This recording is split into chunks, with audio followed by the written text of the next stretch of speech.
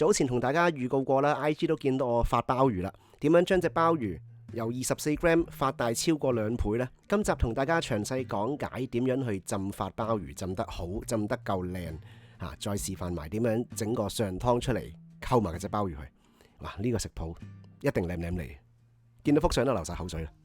嗱，好啦，我哋去到呢個乾鮑魚啦，咁啊海味系列嘅尾聲打大佬啦。咁啊乾鮑魚大家知道啦，貴啦，牽涉時間最耐啦，最多功夫啦，材料最多嘅一個食譜嚟嘅。小弟開台第一條片嘅時候咧，就係教大家去呢個浸發鮑魚啦，去炆鮑魚啦。講翻都應該都有8年前。咁我哋8年之後，咁有啲咩改變咧？首先就係廚房唔同咗啦，同埋個浸法上邊咧都有一啲唔同嘅地方，即係其實成條片係進步咗、改良咗嘅。大家會奇怪，點解把聲好似未開嘅？感冒啊，係啊，有少少濛啦，少少喉嚨痛啦，咁所以咧係比較磁性少少嘅。OK， 好啦，我哋眼前我哋今集所需要基本嘅材料啊，包括就係一啲我哋浸發咗大概加埋5日左右嘅南非吉品鮑魚啊，呢啲係一啲用線穿起嚟。吊乾咗我哋浸發好嘅鮑魚係啦，浸發完成之後咧，而家53 gram， 原先咧係24 gram 嘅。點樣為之個鮑魚係發好咗嘅咧？咁其實咧我哋晏啲會講下個詳細步驟。就係首先咧，嗰隻鮑魚咧係比先前嘅淺色咗啦、大隻咗啦、厚身咗啦。你當佢用兩邊嘅頭尾部分，我哋嘗試撳落去嘅時候咧，你係能夠將佢做到個 U 型接近係對接嘅情況之下，用支牙籤咧喺中間呢個位篤入去，係好輕易篤得穿佢嘅話咧，即係證明佢有呢個彈性啦、夠腍啦，其實就已經發好咗噶啦。咁我哋晏啲會講下呢個浸發鮑魚嘅一啲技巧啦。我會覺得炆鮑魚嘅技巧咧會複雜過浸發鮑魚。金華火腿一個炆鮑魚嘅羅生門，好多人都話唔好落因為嗰啲鹽分會令到隻鮑魚會乸實咗韌咗啊。唔多唔少咧係會有啲影響嘅，咁所以我哋幾時會用咧？其實咧就係會喺炆好完隻鮑魚之後咧，先至放落去出味嘅。咁所以咧，我哋呢個金華火腿唔好用住 ，OK？ 然之後咧，呢度有啲係大概1-2鬆啲嘅呢啲瑤柱啊。咁我哋浸發嘅時候咧，第一轉水我哋倒咗去，然之後換多次水咧，就由佢浸開佢。嗱好啦，然之後到炆鮑魚嘅材料，有雞腳啦，有豬皮啦，有呢啲咁嘅排骨。咁呢啲排骨係咩排骨咧？就係肉檔新鮮買翻嚟唔好叫佢斬得太細嚿嘅腩排，係啦，貪佢嗰個肉味甜之外咧，有少少脂肪，因為今次我哋炆鮑魚呢個做法咧，呢個食譜咧需要脂肪喺入邊。假如你唔夠脂肪咧，嗰個汁會唔夠香之餘咧，會唔夠稠身嘅，咁會唔靚嘅個汁，所以脂肪係一定要有嘅。呢一度咧就大概係斤半左右嘅腩排啦，然之後咧搭多塊豬皮，係啦，豬皮好緊要啊，我哋要攞個豬皮嚟做多啲collagen 出嚟嘅。可能 collagen 除咗豬皮之外咧，亦都有啲雞腳嘅。呢度係啲雞腳啦，咁之前説過有用剩嘅以為有10隻，但係原來得9隻，不過都唔緊要嘅，9隻都夠做噶啦。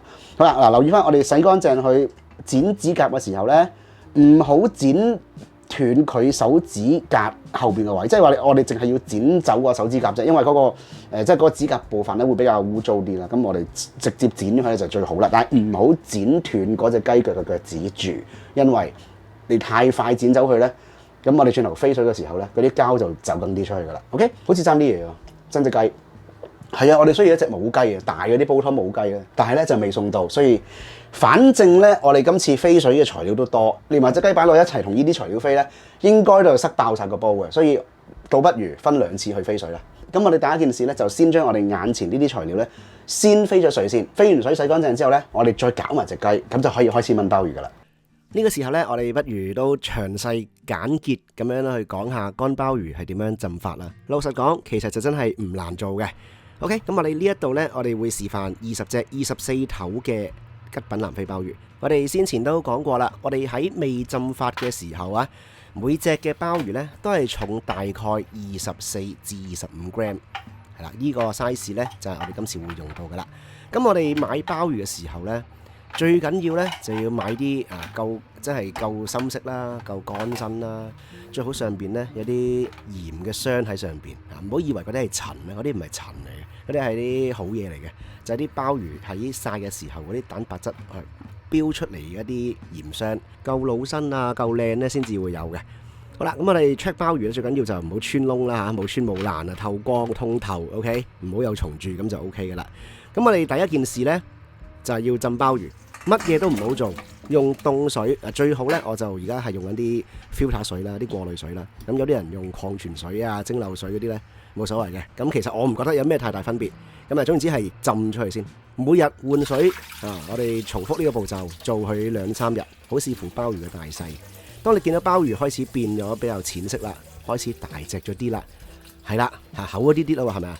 咁咧就可以開始下一步。咁但係你記住呢一步係未 ready， 我哋仲要再浸嘅。只不過而家你見佢軟身咗咧，其實就可以進行啲清洗嘅步驟。你見到佢鮑魚嘴前邊有啲黑色嘢啊，鮑魚裙邊啲位置咧，係可以喺呢個時候咧就用個鮑魚刷啊去刷佢鮑魚肉嘅部分啦、裙邊啊、接位嘅位置咧，都盡量想清洗一下。嗱，記住我哋每天換水呢個原則咧好緊要。如果我哋唔換水，由佢係咁浸幾日咧，啲鮑魚佢即係啲水唔乾淨嘅，會發臭嘅隻鮑魚，即係你會成兜鮑魚會臭咗嘅。所以你好緊要，每天最好換2次添，係啦。咁然之後我哋清洗乾淨之後咧，咁鮑魚仲未腍㗎嘛，係咪？咁只不過係大咗啲、腍嗰啲啫嘛。咁咧就用薑葱啊，熱水唔係滾水啊，熱水掂到冒煙嘅熱水，然之後熄火啦，將啲鮑魚放落去浸，係啦，重複呢個步驟咧，都係做翻去2至3日，都係嗰句啦，視乎鮑魚大細。薑葱就去腥味啦嚇，咁但係其實當你換第2次水之後咧，啲薑葱都唔使再用嘅，即係其實我覺得係第一次浸熱水嘅時候先至用嘅啫。你見到而家都仲係偏硬嘅，你接唔埋嘅隻鮑魚。咁咧，所以咧就要繼續重複我哋呢一個焗水嘅步驟。嗱，焗水咧係要令到佢腍身嘅。OK，你唔係咁浸凍水咧，佢永遠都唔腍嘅。好，咁我哋重複呢個步驟，我哋做多2-3日。咁咧，我哋之後第3日翻嚟咧，你就會發現個鮑魚咧，唔知點解又大隻咗，又腍咗，有少少彈性嘅。你可以喺呢個時候咧，撳下個枕位咧，或者係揾個牙籤咧，去嘗試篤入去。當你能夠用支牙籤篤穿個枕位咧，就證明你可以做下一步噶啦。嗱，下一步咧，亦都係一個好緊要嘅步驟。我哋係要清洗佢嘅內臟。雖然隻鮑魚已經係冇咗嗰啲生殖腺啦，冇咗嗰啲肝臟啦，但係佢嘴巴下邊嗰個腸咧，都仍然仲喺度。我哋係要將佢切開啦，撩走佢入邊嗰個內臟嘅位置。留意翻呢一粒嘢咧，係會令到鮑魚臭嘅，OK， 會腥嘅。所以記得我哋喺最後煮之前燜之前，係一定要清洗乾淨呢個位置。我哋切開，其實你好輕易見到入邊嗰啲污糟嘢。總之你係挑到入邊係冇晒嗰啲黑色嘢啊，咁就 O K 嘅。呢個大家喺處理鮮鮑魚嘅時候呢，都會處理過噶啦，應該都冇咩難度嘅。總之嗰個位置記得要清洗乾淨。然之後呢，大家要煮啊要燜呢，就可以直接進行啦。又或者唔係，我仲要等多1-2日，咁你就重複翻浸凍水嘅步驟，係啦，一路浸去換水，咁就 O K 噶啦。直接喺雞腳中間呢個位剪開條骨剪爆佢，咁其實都可以咧，令到嗰啲膠質咧容易啲走出嚟嘅。你用鉸剪剪又得，用菜刀劈佢斬佢又得，冇所謂嘅。咁我自己咧會中意喺度開咗佢，咁樣剪佢咧，啲膠啊確實係會出多啲出嚟嘅。塊豬皮咧喺呢個時候咧都可以將佢剪開一半。當有人撳鐘送貨嘅時候呢，我就好開心咁樣收貨啦。我開頭以為我買錯咗嘢，買啲豬手翻嚟，因為每一件都係硬邦邦鋸得好齊口嘅一啲食材。咁原來最後發現呢係啲急凍嘅母雞。我最後呢都係落街市揾翻檔雞檔買翻正常嘅雞算數啦。嗱，認真呢，我真係接受唔到用急凍雞去煲湯嘅，即係買唔到新鮮都要冰鮮啦，好嘛？咁好彩啦，喺街市都臨尾咧得翻一間雞檔有開門啦，咁就買咗一隻嘅呢清遠雞啦。咁清遠雞佢嗰個雞味咧，其實我覺得係濃啲嘅。咁假如係唔夠油嘅話咧，我覺得係搭咗另外搭咗嘅3個嘅黃油雞雞殼，咁有雞味啦，有黃油雞嘅味道啊咁樣。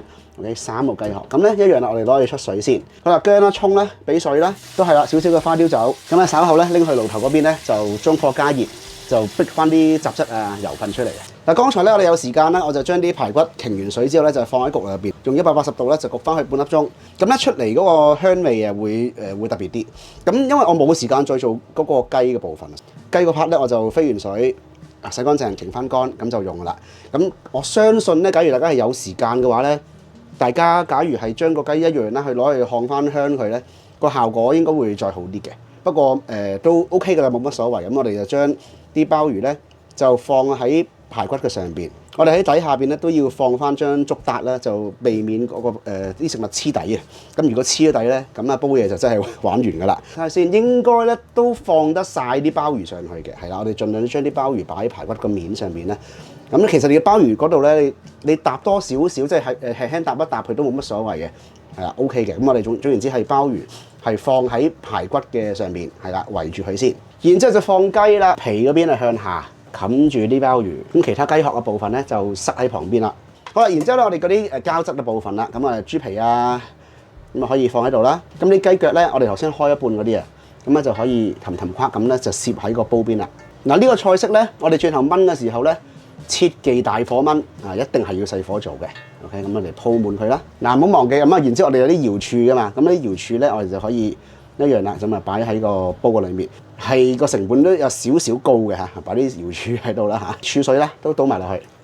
我哋浸鮑魚臨尾嗰轉嘅水都倒埋落去。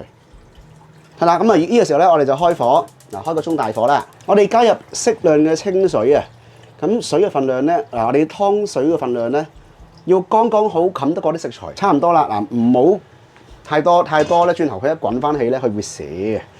係啦，咁我哋個煲都幾爆下嚇。當我哋鋪好晒啲材料之後咧，咁就可以開始漫長嘅燜煮噶啦。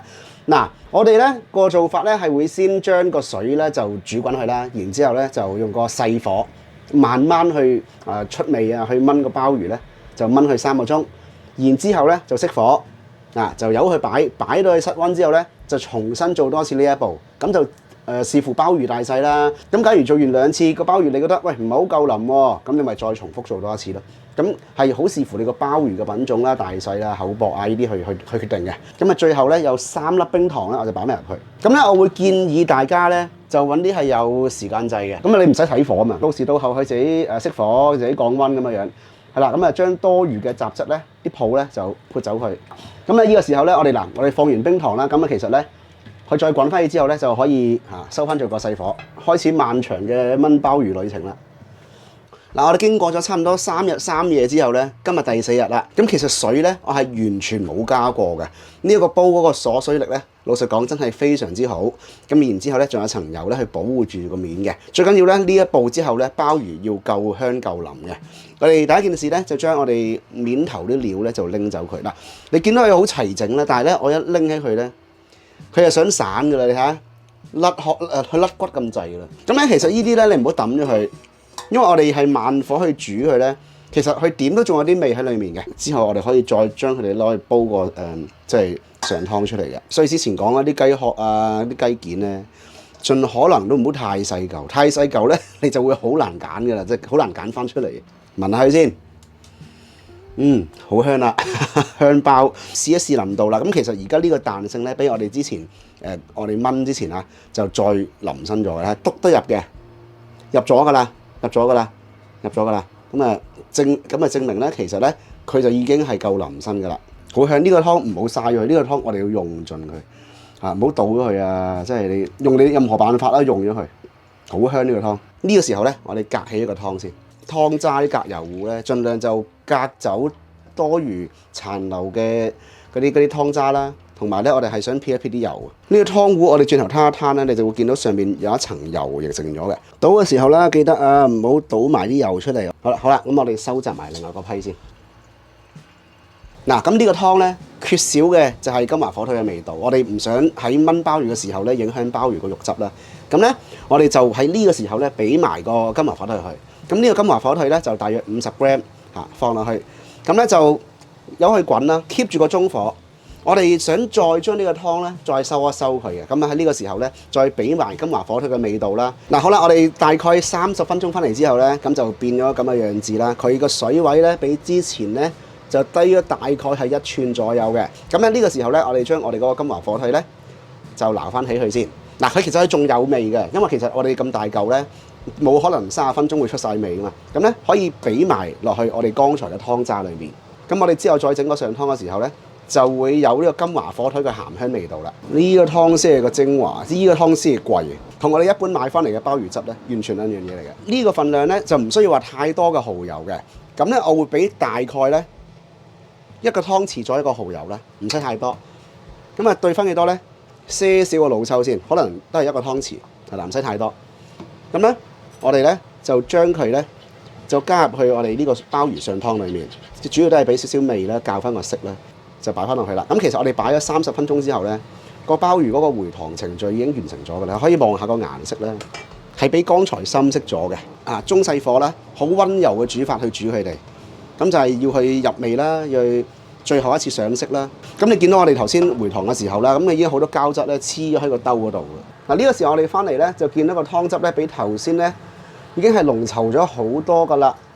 嗱，我哋係仲未落3分水嘅，然之後鮑魚咧亦都係比頭先深色咗啦，因為我哋嗰個汁係校咗色㗎嘛，咁唔多唔少佢都有啲顏色嘅改變嘅。咁呢個湯汁咧，我哋就好多用途啦。咁假如大家會繼續燜下一批鮑魚嘅話咧，係可以用翻呢個汁咧，再俾水落去，再做一個更加有鮑魚味道嘅汁出嚟嘅。咁但係假如大家係埋咗3分芡嘅話咧，就真係好難再攞去煲湯啊，或者係燜鮑魚嘅。所以大家喺呢一步咧，要有一個取捨，成個燜煮步驟咧就搞掂晒㗎啦。咁剩翻咧，最後一步就係收汁勾芡。有陣時咧，我哋喺啲高級中菜廳咧，你會見到啲廚師咧就揾成個瓦煲啊，裝住啲鮑魚，咁就即係微滾住咁樣去逐個 serve 㗎嘛。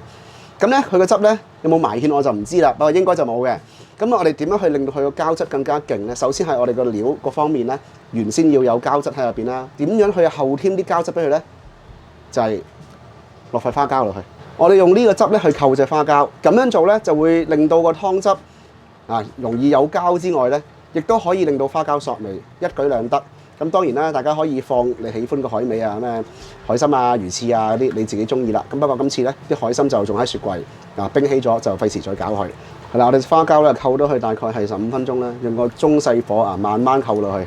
我哋補充多少少啦，我哋剛才咪留起晒我哋所有燜鮑魚嘅湯渣嘅。咁咧我哋係可以咧將嗰啲湯渣咧就加水咧就再煲多次個第二頭嘅湯出嚟。咁個湯咧其實係有味道嘅。咁然之後咧，大家假如係想覺得個鮑魚汁唔好夠味喎，你係可以將嗰啲即係二湯嗰啲汁啊，咁就可以咧加埋落去呢一度咧，就加翻大個份量嘅。咁顏色味道就自己再調校多一次，總好過比加水嘅方法好咯。呢個時候咧個汁咧就變得更加稠身㗎啦。我就認為咧都真係唔使埋芡顏色都好夠嘅。咁將隻花膠咧就攞翻出嚟先，我哋臨尾咧就將啲鮑魚翻一翻熱。呢度啲湯汁咧就有多嘅，咁所以咧大家可以咧將啲鮑魚同啲湯汁咧就逐劈去分，即係可能一袋2隻啊，咁你連埋啲汁咧，咁每次加熱嘅時候咧就可以輕鬆好多，就唔使話成袋拎出嚟解凍咁麻煩啦。keep 住個中細火咧，就其實不停係做呢個扣鮑魚動作。咁其實你鮑魚已經 ready 嘅咯，只係需要咧將佢加熱啦，令到佢個表面有光澤啲啦。咁湯咧我哋有膠質嘅嘛，咁一路收咧就一路膠嘅。所以哇，呢個湯汁真係唔好嘥佢，唔好倒佢。呢個係個精華嚟嘅呢個。唔好用大火啊，大火好易燶底啊。最後擺盤就好自由嘅，鮑參翅肚鵝掌任得你。咁鮑魚我為咗立體感咧，後邊專登插咗2支牙籤晾起咗佢。去到最後咧，我就建議大家唔好用壓力煲去煮呢啲乾鮑魚，因為佢係會腍嘅，但係唔及明火咁入味，係爭啲啊！唔好嘥隻鮑魚佢，用翻明火慢慢煮佢係最好嘅。咁至於邊度買呢？大家可以留意翻下邊嘅內文。咁我哋今集咧係長咗少少噶啦，不過係完整版本，浸法去到燜煮鮑魚都齊晒嘅版本。嚟緊新年，大家想自己發下鮑魚、燜下鮑魚嘅話呢，歡迎跟下啦。應該都唔會跟唔到嘅，唔難做，其實係要啲時間。OK，我哋今次分享差唔多，多謝收睇，我哋下次見。